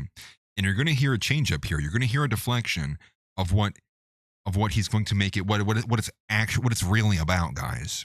And it's so pitiful. Verbal spats on Twitch, especially in this format. Asmongold will always win because Asmongold can engage with the facts more honestly. Hasan is having to fight Asmongold on like 2 or 3 different levels here. I like that Destiny is saying Asmongold will always defeat Hasan because I agree with him that Muslims are an inferior people. It was right there. Do you catch it? So he's reading that huge reading from Destiny and seeing another clip, and you could see it's from Yeet on that post there. It's hard to read because it's like a reaction. But Destiny says in one of these moments that Asmongold is outright winning the majority of his spats against Hasan Piker because Hasan Piker is having to fight on multiple levels. Instead of engaging with Asmongold on the same level, he literally can't because Hasan Piker is refusing to engage in reality and making things that it's about what it's that it's not about. And he literally does it just right there because then he goes, oh, so the real reason Destiny's saying all of this is because him and Asmongold agree on the fact that they both believe Muslims are inferior people and shouldn't have rights and yada, yada, yada. So I'm going to replay that so you can catch it one more time. But it's so flawless how he does this. He's so good. He's honestly kind of getting good at doing this, about making it about something that it's not. But it's the only way, similar to Sneako, that Hasan can engage with what's going on. Because to be truthful would be to give up ground and for him to admit that he's literally entirely wrong. And he's a terrible person. Verbal spats on Twitch, especially in this format. Asmongold will always win because Asmongold can engage with the facts more honestly. Hasan is having to fight Asmongold on like 2 or 3 different levels here. I like that Destiny is saying Asmongold will always defeat Hasan because I agree with him that Muslims are an inferior people. Not what I said. This is again. This is the reason why Destiny's right is because you can't even engage with the conversation. You can't even discuss what's being said. You have to always reframe it into something that it's not. This is why you're proving him right now. Begging them to kill themselves or begging them to debate Destiny. Still better than promoting Hezbollah. I mean, it's still better than that. I mean, like, I'd rather have DDG than Hamas. And like try to fucking. I don't know about that one. It's like so strange. Me. Truth be told. Can you imagine if I was like redirecting the Democratic Socialists of America to fight against Destiny all the time?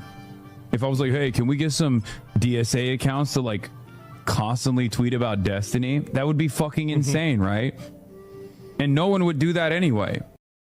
And so what you're seeing is like so much of what Hasan is angry about inside of just that framing in and of itself is he is irritated and mad that like more people aren't making like bad videos about the other guys.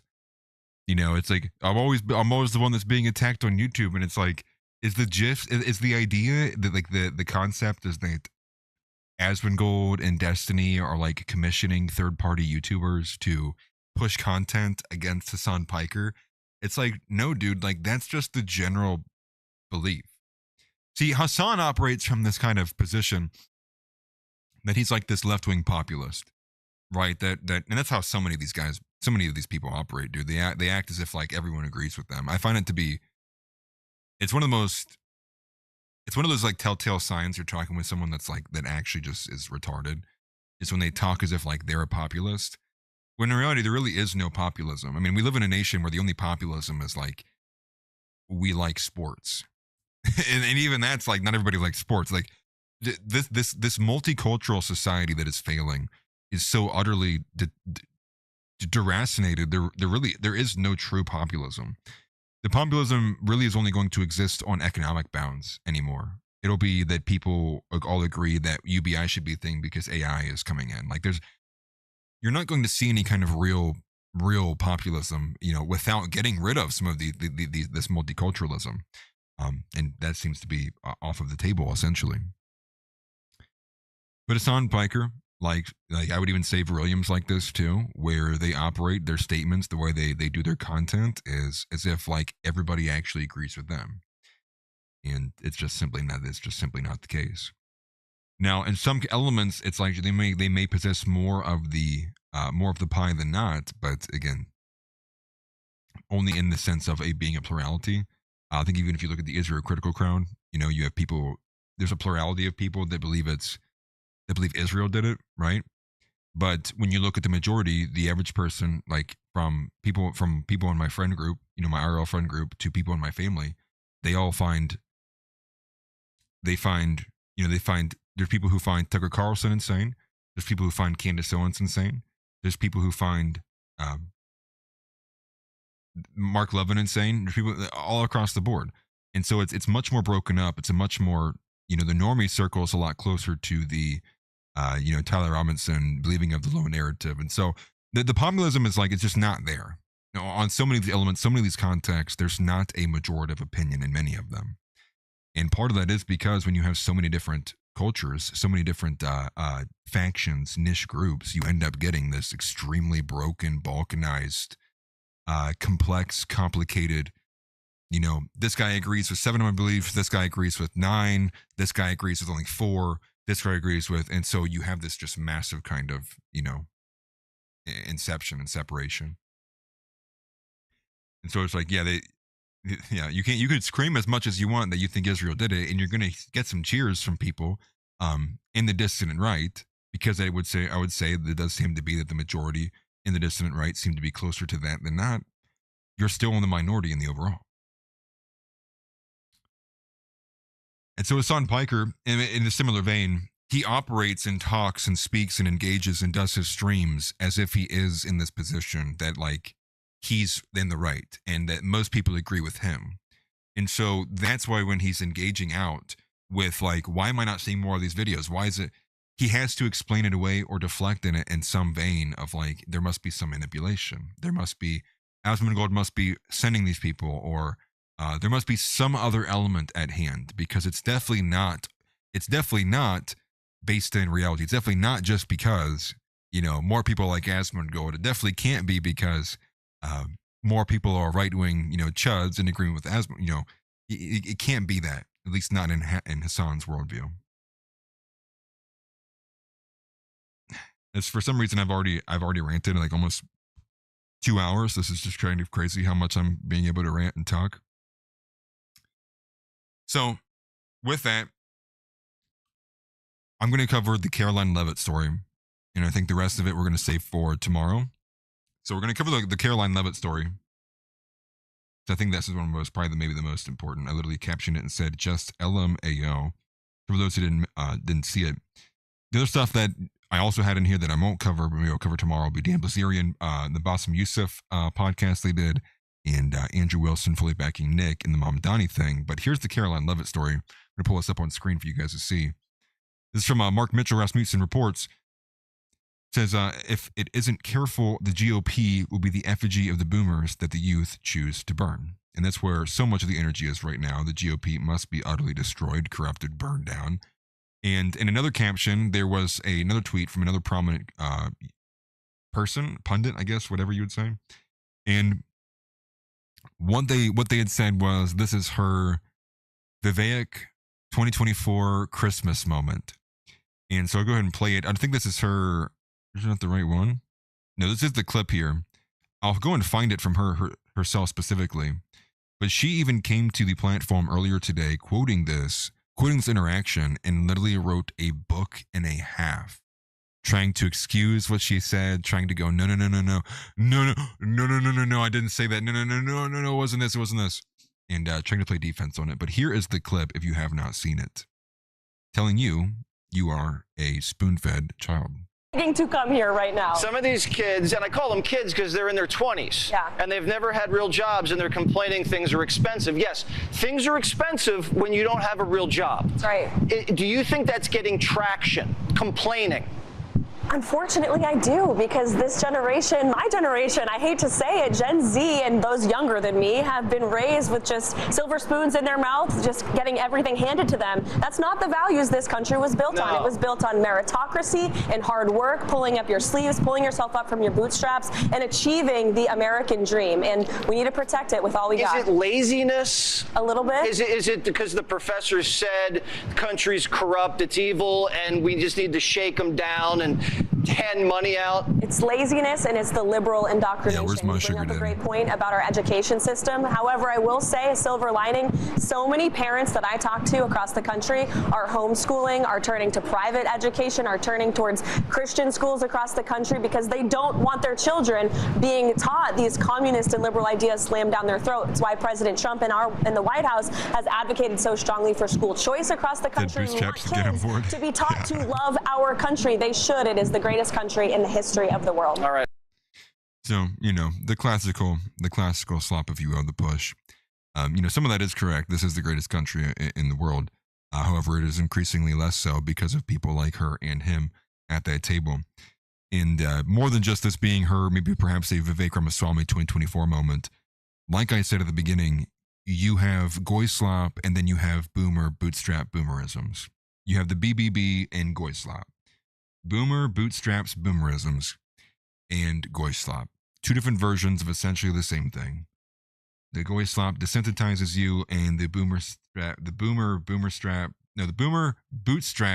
boomerisms, that's too much of a mouthful, is just quite literally the old domestic version of it, which is just telling you to shut up and take it, while the goy slop tells you that you should actually be enjoying it. They're there, young man. So I want to take you to, just for a second, I mean, I could do the whole, you know, getting mad thing about the bootstrap stuff, but you guys know as much as I do how much of bullshit that it is. I don't really think that it needs rehashing here. I want to take you though to her. I mean, just look at this. Like, man, dude, like wrote a book. Women shouldn't even be able to, women should be banned from being able to write and read at this point. Let alone driving too. Like, we allow women to drive, dude. Like, do you not care about children and people? like you're, you know, like I'd be like the alien here. You let women drive? Like, do you not care about your people? Do you not care about the children? Do you not think about the children? You know, that's how people need to seriously be engaging with this. And no, I'm not going to punish you with the novel. I'm not going to read it. I'm just showing you that, like, she did come to taking my interview out of context. It's like, there's nothing to be taken out of context. You need to shut the hell up and disappear. And you shouldn't be in any position of power. And you are, and every moment your face is seen on camera. It is just a reminder that Donald Trump cares more about praising liberal values and being what we voted him to be. Isn't yours to conquer. At Caleb Camarillo C8G sent $99 and she knows only Fox will hire her after. This is true. I mean, where is she going to go? And the reality is she probably won't even work at Fox after this. She'll probably just give birth and have a sugar daddy, and that will be her life. And then she will be telling Gen Z, everyone else in Gen Z, that they have a silver spoon in theirs. So, you know, nothing really to even be taken out of context. I think just it feels like a slap in the face, and is obviously coming from not an organic source. It is coming more across as just administration PR. It's coming across as, boomer bootstrap boomerisms. It's just like, it's not real. There's not even a real thing. No real person holds these beliefs anymore. No person who's looked at the statistical reality or has a grasp on economics or can look at the stagnant wages or the job creations. I mean, hell, she's in charge of doing the PR for avoiding talking about the jobs economy and the markets. So, do you expect any better? No, I don't. So stop letting women lie to you. Stop. I mean, and here's the thing too. Here's a piece of advice from me. If a woman's speaking to you, find a way to stop it or go to another room. Unless it is your wife or your mother, you have no business in that. Find your dignity, young man. Get off your knees. You tell the woman, please stop. Please stop. God did not design you to do this. Every moment you speak to me is an affront to the Lord Jesus Christ. Please stop doing it. I'm offended that you have the audacity to speak to me. I am a Christian man. I am a white Christian man. Why is this? How dare this woman offend me by speaking to me? Can you do that? Do you have the ability? Do you have the tolerance to do that? I do. People look at me sideways sometimes. But when you're doing the right thing, when you are a zealot for what is right, I honestly wouldn't trade it for the world. So with that, that's all I'm going to cover on this side of YouTube. I appreciate everybody for being here. www to everybody who is here. Looks like the streams, and it has been recovering a little bit, so it looks like the YouTube thumbnail thing was correct. So expect some pretty basic thumbnails from me in the future. Big words, big faces, big nanas. You know, it is what it is. But I do appreciate all the support from all of you guys. Thank you greatly. Everybody sent all these gifts in, whatever these jewels and stuff are. I keep seeing in the chat. I don't even know what they are. I don't know what they do. I don't know if I can. Can I redeem? I redeem it 2 rupee. I redeem 2 rupee. I get the butter chicken. 2 rupee butter chicken. I can only do it so good because I hear it all the time outside my windows. It haunts me and it's becoming me all at the same time. But I do appreciate you guys. I am going to be on Kick here in a second, and I would heavily appreciate two things. One, if you're not following me on Kick, please go follow me on Kick. It does help boost it, and it makes it a lot easier and quicker for me to actually, do some more broader streams also there on Kick, expand the audience out there too. And secondarily, if you are somebody who really enjoys the show, and you also perhaps you listen to Apple Podcasts or you have a Spotify, make sure you check out the show on those platforms. Give it a review, 5-star review. I'll even take a 4-star review. Anything's better than less than that, though. But make sure you check it out. I just don't do enough of pushing over there. For Kick, I have been, obviously, but not enough for the Apple Podcast and all that. Regardless, I appreciate the support. Thank you, everybody, for being here. As always, Christ is King. As always has been, always will be. And again, wholeheartedly the reason why we don't even need a black pill. Because Jesus Christ is Lord. And we have him. Who do you fear? I fear nothing. Are you kidding me?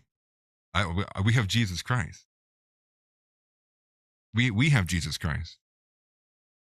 There's nothing to fear. Just these temporal annoyances that we will have to, we will have to suffer through. But suffering, at the same time, suffering brings us closer to God too. So both a yin and a yang to that, if you will. But regardless, since we can't do deportations, I will settle for impeachments. So with that, impeach this entire administration, rehire Dan Bongino's bald ass, impeach him too. Hopefully we can impeach JD Vance. Let's get all the corruption out there, suppress the entire brand. It's never JD Vance, and sure as hell was never Rubio. So, all in the hopes that we get our tyrant, we get our guy in for 2028. That is the hope, the wish, the dream. It might not happen. It might take a little bit longer, but the hope is that we suppress this GOP. We burn this GOP to the ground to get the GOP we deserve. Maybe not even the GOP. Maybe it takes on some different form. But with that, any woman over 150 pounds, you're getting deported and shot from a cannon to Israel. No questions asked. Don't even ask me about it. I found a cannon big enough to fire you pigs and cows. I was maybe going to go a little too far there. But with that, anyone between 125 and 150 pounds, this is your 90-day notice to lose the weight, or you too will be shot from a cannon to Israel. I appreciate you all. Good seeing you here this early on a Sunday. And I will catch you guys on Kick here in about 15-20 minutes. Give me a chance to move over there. We're going to be playing Space Marine 2. And so far, I think it'll just be me and Tix Bomber. But I will hope to see you guys over there in about 15-20 minutes or so. Take care. Have a good rest of your night, or good rest of your day, I should say. And I will see you guys tomorrow. Peace out. Get up and get out. Get out. Get out. I have a question for you. Say Christ is Lord. Say Christ is Lord. Say it. You say Christ is Lord. Get out.